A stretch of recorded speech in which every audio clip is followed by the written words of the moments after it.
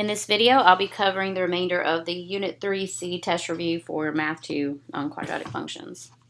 For number 20, you are asked questions about several questions, A, B, C, D, and E. For 20, it says a rocket is launched from 160 feet above the ground at time 0. The function that models this situation is given by. So the first thing you want to do is take all of this and put it in y1 in your calculator. So that's what I did. Feel free if you feel like you need to review the calculator steps, or if I'm going too fast, to just hit pause and rewind, okay? So you go to y equals and type it in, and it says t is measured in seconds. T is your x, in other words, time in seconds, and your y value is actually height this time in feet. So first coordinate is time, second coordinate is feet. What is the height of the rocket 2 seconds after it was launched? So keeping in mind what I just said, that time is in seconds, if it says what is the height at 2 seconds, then that means for the ordered pair that starts with 2 seconds, what is my height?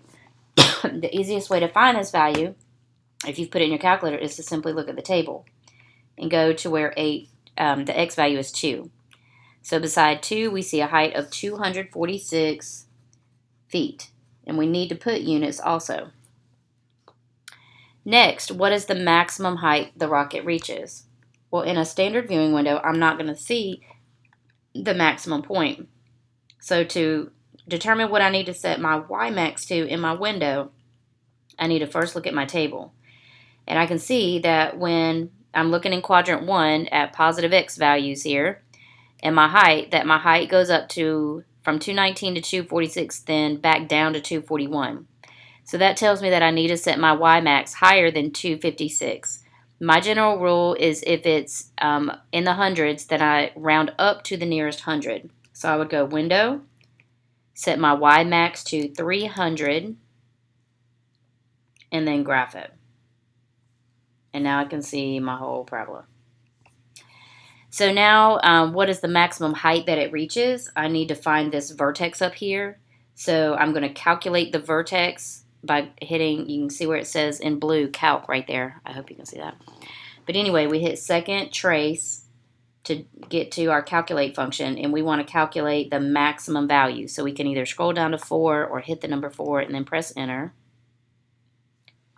It asks us to set the left bound. Your job is to recognize that if I want that point at the top, I have to mark my left bound on the left side and my right bound on the right side. So I'm going to hit the right arrow to move my cursor closer to the top of the max, but make sure that I'm on the left side of that vertex. I'm going to mark my left bound by pressing enter 1 time. Then I'm going to proceed to press the right button to move my cursor to the opposite side of the vertex. So once I see it go up and then start to come back down, I'm at the right place. So press enter, and you can see these 2 arrows. So what it's going to do is find the max in between my 2 marks here. Press enter 1 more time, and it tells us that it goes up to 247.89063. Now, it doesn't specify what to round to. My suggestion would be to round to the tenths place. So 247.9 feet, because my vertex is at about 2.3, 247.9, and like we said here, the maximum height, your height is the second coordinate. It's your y coordinate of your vertex, so we want that y value. Next, when is the rocket 241 feet above the ground? So that's pretty random. So on that pink reference sheet that you received, or that colored reference sheet that you received in class, we said that if you were given a random height, then you needed to go to y2 and put in that random height in your calculator. So in my calculator, I already have my function in y1. I'm going to go to y2 and put in 241. Notice I'm going to keep it on bold. It was on bold earlier, so technically you don't have to have it, but you can. We need it bold when we have y2 equals 0, because that's on top of the x-axis, and if we don't make it bold, we won't see it. but you can leave it bold or not bold. It doesn't really matter here. It's going to draw a horizontal line in, and you can see that it's close to the top, but it does hit the parabola on the left and the right side. So I have 2 points of intersection. When is the rock at 241? It's going to at 241 on the way up and on the way down. So I'm going to find 2 points of intersection by hitting the following buttons. Second, and I'm going to hit the trace button to calculate number 5, my intersection. So I'm just going to hit the 5 button. I want to move my cursor up close to where they intersect, so that looks pretty good. And I'm going to press enter 3 times. And that's all I'm going to do. 1, 2, 3. So there's my first answer. It is 241 at about 1.7 seconds. So I'm going to come over here and on my paper and write 1.7 seconds. And because it hits it on the way down as well. So I'm going to repeat the process. Second trace 5, moving my cursor to the right side, and then press enter 3 times. And it should say at 241, or at 241 feet at 3 seconds. So at 1.7 seconds and 3 seconds. Next, how long does it take the rocket to fall back to the ground? So we're talking about that point of intersection there on my x-axis. So I just talked about that when you're trying to find the intersection with the ground, or if it's a problem where it lands in a river, body of water, whatever, put in 0. And again, I do want to make this bold, otherwise I will not see it. Press graph. I'm going to see a bold line come here across my x-axis, and I want to find the intersection of that bold line I just graphed at y equals 0 with my parabola. So I'm going to press second trace 5, and I need to move my cursor to the opposite side. Move it close to where the intersection is, and press enter 3 times. 1, 2, 3. Intersection at about 6.3 seconds. So round to the 10th place again, 6.3 seconds. Next, it says, what is the initial value and what does it mean in the context of the problem? Our initial value, remember, is your constant term. It doesn't have any on the end. Constant term. So if I'm talking about this function right here, remember that your quadratic term is the term with the variable squared. Your linear term is the term with the variable to the first power. And your constant is the term without a variable at all. So your constant term is 160. So that answers that question. What is the initial value? 160. And what does it mean in the context of the problem? So keep in mind, it's the y-intercept. So that means up here on my y-axis at 160, that's the height at which the rocket takes off before coming back down. So that ordered pair is 0, 160, which means at 0 seconds, meaning before takeoff, the rocket height is 160 feet. Now you might word it differently. You might say the rocket is 160 feet high before takeoff or something like that, but make sure you are interpreting it in context. Number 21, it says the graph to the right illustrates a diver jumping off of a 14-foot springboard into a pool. So a couple things you need to recognize. You need to recognize that on the x-axis, time it goes from 0 to 2 to 4 to 6 to 8, 10, but you have these in between. So there's your 1, 2, 3, 4, 5, 6, 7, 8. However, on your y-axis, it goes from 0, 4, 8, 12. So you can see they're skipping by intervals of 4. That means if we divide that interval in half, because from here to here is 4, then half the distance is 2. So that's 0, 2, 4, 6, etc. That would be 10. Just want you to be clear on how to read that. So we're going to use this graph to answer these questions. When, meaning time, so when is the diver 14 feet above? So when my y is 14. So notice we've got 12, 14. That's when y is 14. When is the diver 14 feet above the pool? Well, that happens initially to start with, and also at, if we come down here, 6 seconds. So we need to put at 0 and 6 seconds. Next, when does the diver reach the water? Well, the water's height is at 0 feet, so I'm asking when it hits here at the level of the water. So that happens at 8 seconds. Next, what is the maximum height the diver reaches? So remember, if this is time and height, I'm looking for this coordinate. So how high does the diver get? Well, at this point, it's halfway between these two intervals here. So if I consider that my y-axis is in intervals of 2, if this is 20, then this is 22. And this point here, my y is halfway between 22 and 24, which means it is at 23 feet. When does it reach this max point? At 3 seconds. So it really does require you to read that graph well, which is why I talked about the interval so much.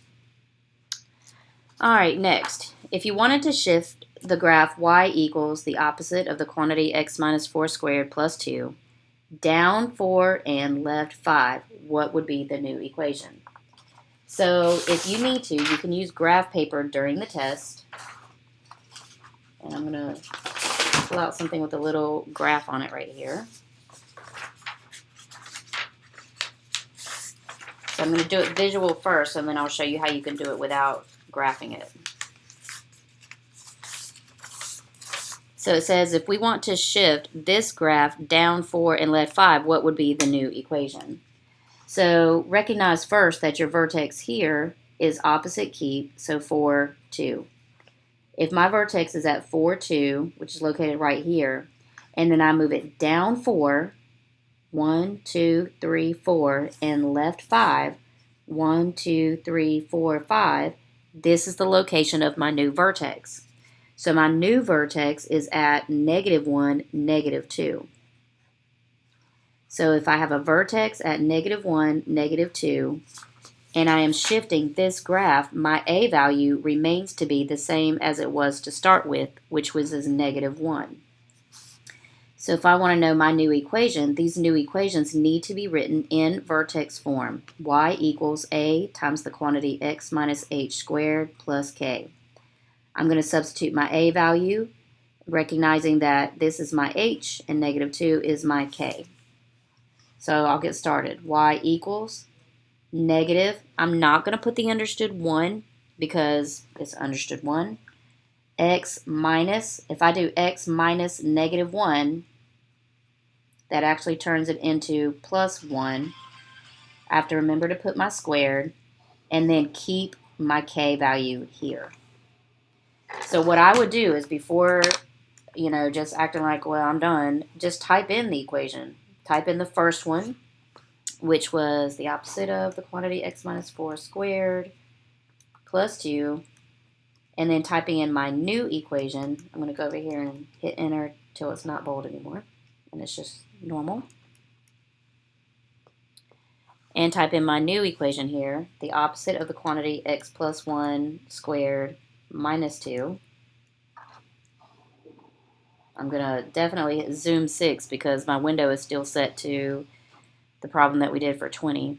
So here's my parabola. I want to know if I went down 4, left 5. It sure looks like it because here I can see my vertex at -1, -2. So I feel confident that it's correct. Now that's how to kind of graph it and tell what your vertex is. One thing you can do is recognize that if you go down 4, that's vertical, which affects your k value. And if you go left 4, that's horizontal, which affects your h, your horizontally, left, right, okay? So if this is my h and k, my h being my first coordinate of my vertex and my k being my second, if I go down 4, that means I subtract 4 from the second coordinate. Left 5, that affects my x, or my h in this case. So left 5 is negative 5. 4 minus 5 is negative 1. 2 minus 4 is negative 2. So there's how I can get my vertex without graphing. If you're a visual person, you might just want to graph your vertex, but you're going to have to switch keep from here either way. Either way, you've got to do that. Switch keep to get your vertex. All right, we're going to do this in a similar way. Here, my vertex, if I don't have a k on the back, it's 0. So my vertex is the opposite of 6 here, and so negative 6, 0. If I'm going right 2, I'm adding 2. If I go down 5, I'm subtracting 5. Now going right, I'm doing this motion with my pencil to show you that if I go right, then that's horizontal. So I'm going to make that change to my h value, plus 2. If I'm going down 5, that's vertical. So I'm going to subtract 5 from my 0. So my new vertex, negative 6 plus 2 is negative 4. 0 subtract 5 is negative 5. And of course, I want to keep my a value, but right now it's just an understood 1. So writing my equation, y equals, keeping my understood 1, the quantity, x. Remember when I put in x minus negative 4, again, it changes it to plus 4. So the quantity x plus 4 squared, subtract 5. Now again, if I want to use some graph paper, I'm just going to come over here and graph my vertex, which is at negative 6, 0. If you struggle with finding the vertex, please remember that you can simply go to your calculator, type in your function, and graph it and see what the vertex is. Here it's at negative 6, 0. So don't let that trip you up. So my vertex is at negative 6, 0. If I go right 2 and down 1, 2, 3, 4, 5, the location of my new vertex is negative 4 and then negative 5. Same thing I got here. Okay, so just use that new vertex to then write your equation. Moving on to, let's see, 24. On 24, you're given a graph and given several things. One thing you will not have to do right now is describe the end behavior. But for 24, I asked the axis of symmetry and the vertex. So your vertex is right here at 3, 1. Make sure you put an order pair in an order pair, so parentheses around it. Remember that your axis of symmetry is the vertical line that breaks your parabola into 2 symmetric halves, and that equation is always x equals 3. Again, it will not be counted correct if you put 3 and not x equals 3. Your domain, your parabola has arrows indicating that it goes left forever and right forever. So your lowest x to your highest x is negative infinity to infinity. And your range is your lowest y to your highest y. Well, if I come here, over here, my lowest y is positive 1. My highest y, if I go up forever, is infinity. So we read that as 1 inclusive to infinity. We have to determine if it's our vertex is a max or min and what that max or min value is. My min, because it's my lowest point, is equal to the y value. So in other words, I get that from the range, the y from the vertex. My lowest y is 1. So keep in mind, lowest y, if it's a min, or highest y, if it's a max. Your x-intercept is where it hits the x-axis. In this case, it doesn't at all, so we can put none. My y-intercept is an ordered pair where my parabola crosses my y-axis. We do not go left or right on the x-axis, so my x-coordinate is 0, but I do go up to 7 on my y. Next, for your intervals of increase and decrease, I'm going to put that, recall on the left side, if we go left and up forever, we're going into quadrant 2. And in quadrant 2, our x values are negative, then positive. And if we're going up forever to the right, then I am in quadrant 1, where my x and y are both positive. At this point, you are supposed to remember to circle your x's so that you don't get distracted and use your y's. If you were to trace this from left to right, we can see that first our parabola decreases and then it increases. So I'm going to write decreases for down here, but I'm going to pay attention to the word decrease so I don't accidentally write it up here. So it decreases from negative infinity to 3, and it increases from 3 to infinity. Please be sure that you always use parentheses, never brackets on your intervals. Next, for 25, you are asked to sketch the system of equations and state the solutions. If we are going to graph this, then we definitely need to use find ordered pairs, because this is an exact thing. You have to make sure you graph it exact. So we can use calculator to get the ordered pair. So I'm going to do the parabola first by going to y equals and typing that in. If I want to graph this, it looks like my vertex is at about negative 1, 2. Let's see if it is. Oh, it is, because you see that symmetry right there. See how we've got 3 and 3 that match up, and 6 and 6. So these are the 5 ordered pairs I want to use to graph my parabola. So I'm going to graph negative 3, 6, negative 2, 3. Oops, put that in the wrong spot. Negative 3, 6. Negative 2, 3, negative 1, 2, and then symmetric points over here. So here's my parabola.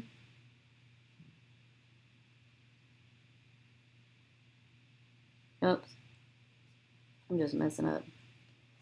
0, 3, and 1, 6. Sorry about that. So I'm going to connect that to make my parabola. Didn't look perfectly symmetric, so I knew something was up. Now to graph this, I need to solve for y or use Desmos. So keep in mind that when you solve for y, get y by itself, we need to add or subtract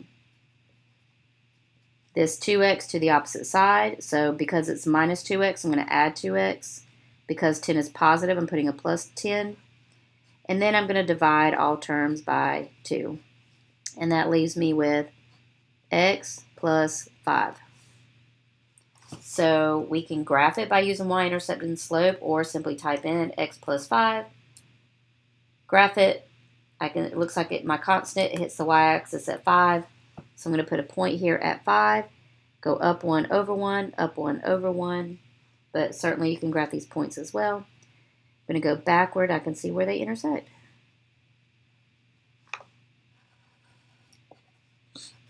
So these are my 2 points of intersection, which occur at 1, 6 and at negative 2, 3. Now, real quick, I'm just going to go to Desmos and show you what it would look like if we did that. Because in Desmos, you don't have to solve for y at all.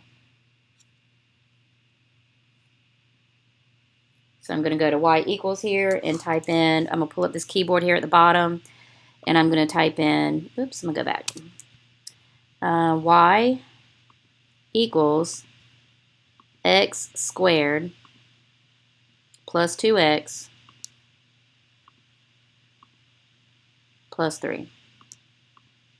So there's the parabola that we just graphed on paper. In fact, we can find ordered pairs also up here.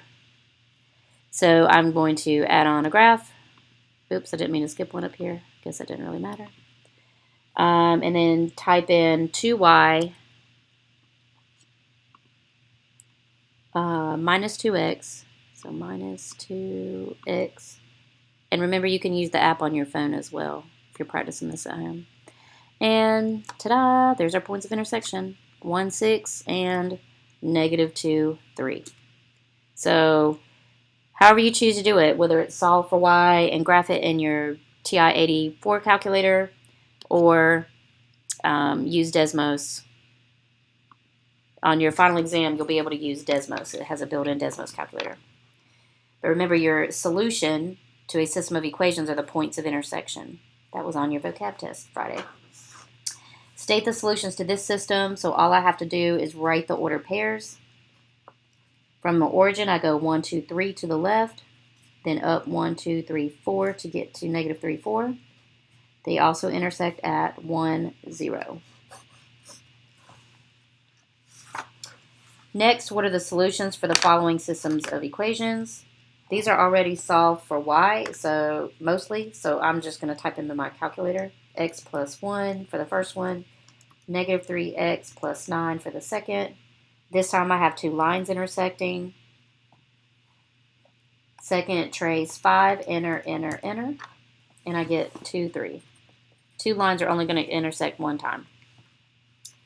Next, 1/2 x squared minus 3x and negative 2x minus 10. So this time I have a parabola and a line that are going to intersect. And oh my, they don't intersect at all. When they do not intersect, you can write no solution. And lastly, these are not in y equals form. I could solve for y, but I want to just go ahead and practice doing this again on Desmos. So I'm going to open up Desmos, clear out the functions I already have, and type in some new ones.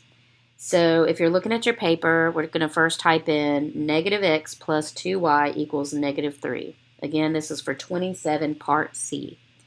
Negative x, where's it at? Plus 2y equals negative 3. Now on the Desmos, we use the negative button just like we do, or the subtract button, okay? So there's my line, and I'm going to add on another function, so I'm just going to click down here to add a second one, and this one is y equals x squared minus 9. X squared, again, I'm hitting this a squared button, minus 9. And here you can see they intersect. This time they've got decimal values. So I'm going to write negative 2.5 and negative 2.75. And also 3, 0. So there's my 3, 0. All you got to do is look for where they intersect. Negative 2.5. No work to do. Just simply type them in. So I recommend you practice that over the weekend as well. All right, next for 28 and 29, we are asked to write a quadratic equation that fits each set of points. I'm going to ask you to round to the hundredths place if you have to round. So making a table, 0, negative 8, 2, 0, negative 3, negative 5. We're going to go to, I'm going to clear out what I've got in here. And our steps are stat, edit, so we're going to enter these points. To clear our list, we can go up to the top, hit clear, then the down arrow, and it wipes that list clean. So clear down. 0, enter, 2, enter, negative 3, enter. And then I want to put, so remember your X is going list 1, your Y is in list 2. Negative 8, enter, 0, enter, negative 5, enter. Once you have your points in, if I'm going too fast, just hit the space bar to pause, or hit pause. Next, I'm just going to press stat, arrow right over to calculate. We're doing quadratic regression, so we're going to choose option 5, so I'm just going to press the button 5. Again, like I said in the other video, I don't have the updated version on this particular calculator I'm using, but I can still go, so you all should be going down to Store Reg EQ, vars, arrow right to Y vars, and hit enter, enter. Enter one more time for me. And I don't have any rounding to do. So remember, your job is to fill in the blank. You have a quadratic term, a linear term, and a constant. So it's going to be 1, 2, and negative 8. But that means I'll write it as x squared plus 2x subtract 8, because positive times a negative is a negative. So that's all I'm asking you to do is find that equation. For number 29, I'm going to clear that out and start over again. So stat, enter, clear out my lists again. Remembering that even though it's a horizontal list, your X's go in list 1 and your Y's in list 2. So negative 1, enter, 0, enter, 1, 2, 3. Just press enter after each number. If I'm going too fast, just pause the video. So we type them in, press stat, calc 5, If we're doing predictions, we need to make sure we store it. I'm just going to do that so you'll be in the habit of doing it. But vars, y vars, enter, and no rounding necessary. But if you do have to round on the test, round to the hundredths place, please. So y equals, again, just so you're clear on what we're doing, we're writing a quadratic function in standard form, ax squared plus bx plus c, where my job is to find the a, b, c values. So if it's 1, negative 12, and 22, I'm going to write it as y equals x squared minus 12x plus 22. And that's it, because all the instructions say is write the quadratic equation. And now to finish up and look at number 30. So 30, it says, for the following, state the form of the equation. So what form is it? That means vertex form, standard form.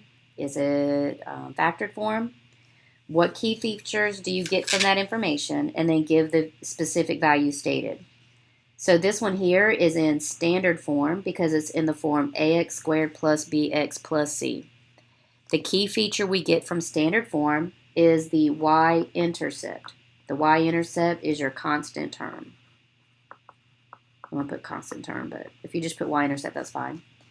The specific value is negative 5. So that's the order pair 0, negative 5. And it will always be 0 in whatever the c value is. The next form is in factored form. From factored form, we get the zeros. You could also write x-intercepts. You could also write roots or solutions. And those values come from setting the factors equal to 0 in solving. So 5 minus 5 is 0. So here x is 5. That's the order pair 5, 0. And over here, negative 1, 0. So just think, what number does this need to be so that when I add it, I get 0. Negative 1 plus 1 is 0. Over here, 5 minus 5 is 0. And lastly, this is vertex form. And from vertex form, guess what? We get the vertex. And you need to remember opposite keep or switch keep. And you should have 2, negative 9. All right, next it says, Amory recorded the distance and height of a basketball when shooting a free throw. Find the quadratic equation, rounding to 3 decimal places. So I'm going to hit stat and enter. And enter these values in.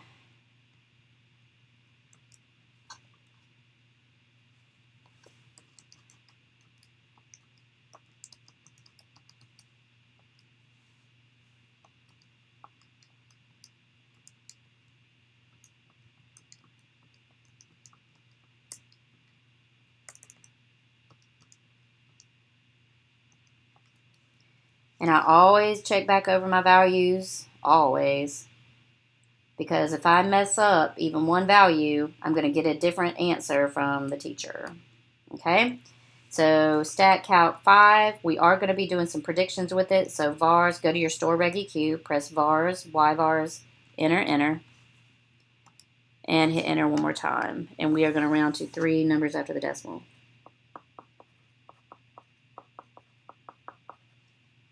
X plus 5.215. So I'm just substituting those values in. There's my A value, my B value, and my C value. What is the maximum height of the ball? I'm going to hit zoom 9. Oh, I didn't turn my scatter plot on. So I need to go to second window, turn my scatter plot on, press zoom 9, and just find the maximum of this parabola that was just graphed. Second trace max. Set my left bound on the left side.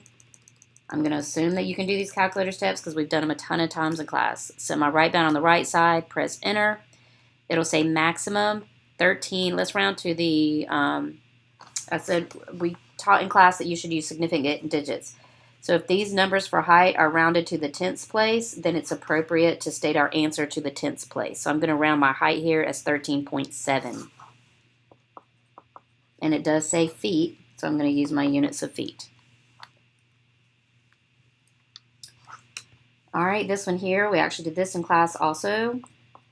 Our X values are years since 1970, so that means if X is 0, that is the year 1970. Then we're adding on 10 years. But when we enter our data in our table, we're not going to change anything. I'm writing this for interpretation purposes. So 0, 10, 20, 30, 40. I'm going to come over here. 489, 801, 1202, 1998, 2959. And keep in mind, this is population in thousands, so 489 really means 489,000. If we add on 3 zeros here, it actually means 2,959,000. Let's go ahead and get our function by pressing stat, arrow right to calc, 5, enter. Actually, I'm going to repeat that. Stat, calc, 5, go down to store reg EQ and press vars, y vars, enter, enter. And I'm going to write my equation, 1.209, because again, we're rounding to 3 decimal places. So I've got to put the x squared plus 12.999x plus 504.26. And then it asks, what will the population be in the year 2020? With 2020, if I follow this trend on the table, means my x value is 50, and I'm trying to figure out what is my y value. So we're going to estimate the population, meaning find my y, when my x is 50. So if I go to my table right now, man, it's going to take a while to get to 50. So the shortcut is to go to second window, because if you look in blue, it says table set. I want to set my table to start at the value 50, so that when I go to second graph to look at my table, ta-da, there is my y value. Now, we're going to take our cue from our y values and see that my y values are all whole numbers. So I'm going to make this number 4177 because on my calculator, if I round to the whole number, I get 4177. If I answer the question as 4177, I have to remember that this is the population in thousands. So it's really 4,177 thousands. But that seems weird. So I'm going to do like we did over here and just add on 30. Oh, that makes a lot more sense. It's 4,177,000. And lastly, we're comparing, it says Jack and Devontae were testing their slingshots by shooting marbles to see who is the best. The strength of Jack's slingshot can be represented by the equation. So all of this is for Jack. And Devontae's is represented by the data in the table. So all of this is for Devontae. So your job is to do comparison. Whose slingshot shoots the marble higher in the sky? Well, if we're talking about higher, we're talking about max height, which means our job is to find the vertex, specifically the y value from the vertex. And then we have to compare by stating how much higher. So that means for Jack, I need to find his height and Devontae. Lastly, whose slingshot shoots the marble farther?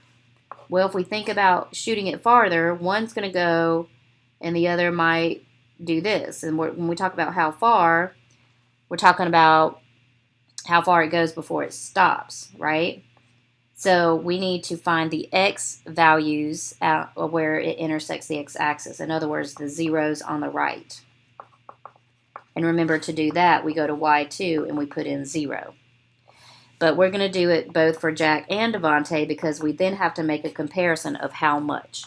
This is a very important problem. They're going to ask something like this on your final exam. So let's go ahead, because Jack has the equation, and do his first, because that just seems a lot easier. Notice that I just went up here to plot 1 and pressed enter, and I can turn my scatter plot off. So I'm going to go up here, cut it off, and type in Jack's equation, which is negative x squared plus 4x, remember we're replacing the t with x, plus 5.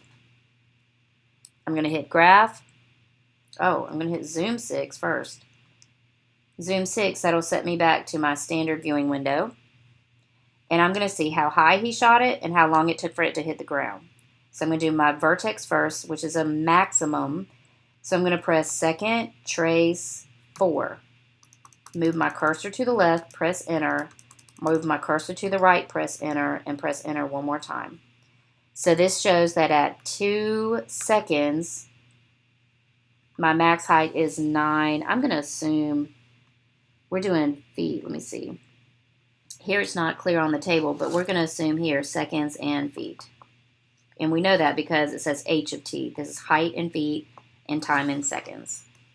So let's go ahead and answer the question. So Jack was 9 feet high. His marble went 9 feet high. Now let's go ahead and simultaneously put in 0 so that we can find the point of intersection. But remember, when we put in 0, it's super helpful to make this bold so that when we press graph, we can see the bold line on top of our x-axis. So I'm going to find the intersection. So second trace 5. I'm going to move my cursor to the right side because I don't care about where it hits the x-axis on the left. Enter, enter, enter.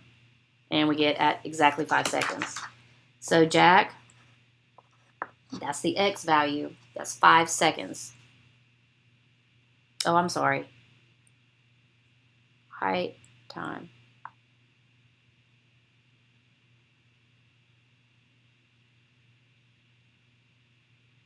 Who shot it farther?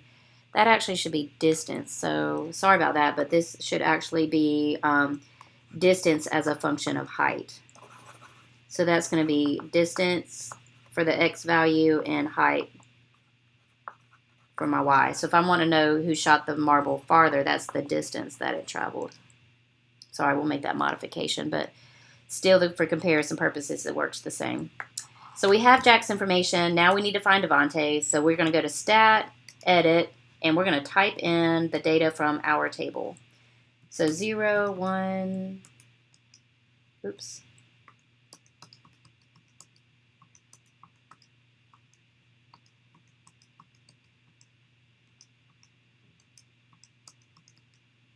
All right, we've got our data in. Quadratic regression again, stat, calc, 5.